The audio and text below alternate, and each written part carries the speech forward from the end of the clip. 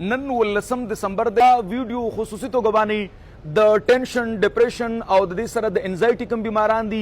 او یا هغه بیماران چې هغه دا وایي نه مې معده ټیک شوله نه مې ټینشن ټیک شولو نه مې دماغ ټیک شولو نه مې یاداشت ټیک شولو ورسره نن سبا د ډېرو نورو مسلو سره مخ شوی ما لګیای ما جاري دوایان استعمالو ما سو کوم زما په علاج باندې نه پوهیږم چې آخر په ما کې مسله څه ده. زه بار دا وایم چې د معدې هغه بیمار چې هغه دا وایي زه نه ټیک کېږم اټ مین چې دا د معدې بیمار نه دی،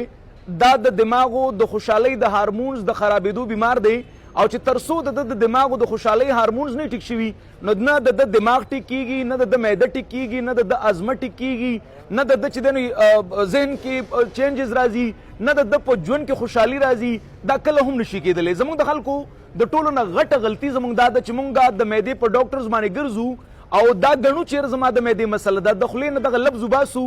ما ته د معدې مسله ده، خو د هغې نه بعد د معدې یو خبره موږ نه کوو. په ما باندې یره راځي، زړه مې درزیږي، خفه یمه، ناراسته یمه، د زړه زور مې نه وي، په دماغو مې بوج وي، ګڼه کې تنګېږم، بنځې کې تنګېږم، خوشحالي مې وجود کې نشته دی، د زندګۍ خوند مې بالکل ورک دی، د زندګۍ معنی مې بالکل ورکه شوې ده. نو هغه بیماران چې هغه دا ګڼي چې زه د معدې بیمار یم خو د دې سره تړلي شوي هغه د معدې خبره پرېږدي او دماغو ته ځي، بیا یرې ته ځي، ګبراهټ ته ورځي. نو اټ مین چې دا د معدې نه بلکې د دماغو د خوشحالۍ هغه هارمونز چې سیروټونین ورته ویلی کېږي، هغه هارمونز چې انسان ته لوږه لګوي، هغه هارمونز چې انسان ته خوشحالي راولي، هغه هارمونز چې انسان ته دا وایي ته خوشحاله یي، هغه هارمونز چې انسان له زړه مضبوطه ساتي، هغه هارمونز چې انسان ته بهادري راولي، وجود کې له کانفیډنس ساتي، هغه هارمونز چې تر څو پورې ټیک شوي نه وي نو دا نه ټیکېږي. او په دې کې داسې ډېر بیماران شته دي چې هغه دا ګڼي زه د معدې بیمار یم، هغه د لږ سوچ وکړي آیا څه حادثې خو نه دی والی چې دې نه بعد د معدې بیمار شوی دی، آیا څه حادثې خو نه دی والی چې د هغې نه بعد په ده باندې دا یره را روانه ده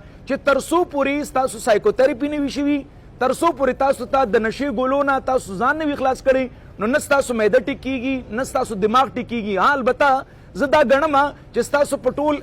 دنیا کې علاج نشته، جاري دوایانې به استعمالوئ. موږ سره که چېرته 3 میاشتې لګېږي 6 میاشتې لګېږي نو د جاري دوایانو نه به هم خلاص شئ، د معدې د دوایانو نه به هم خلاص شئ، د دماغو د دوایانو نه به هم خلاص شئ. نن سبا داسې ډېر خلک شته دي چې د کور نه کله روځي نو د پیسو بټوه په کور کې پرېږدي خو ځان سره الپرازولام، اسیټولوپرام، پیراکزوټین، فلاکزوټین دا د ځان سره خامخا ګرځوي. نو دا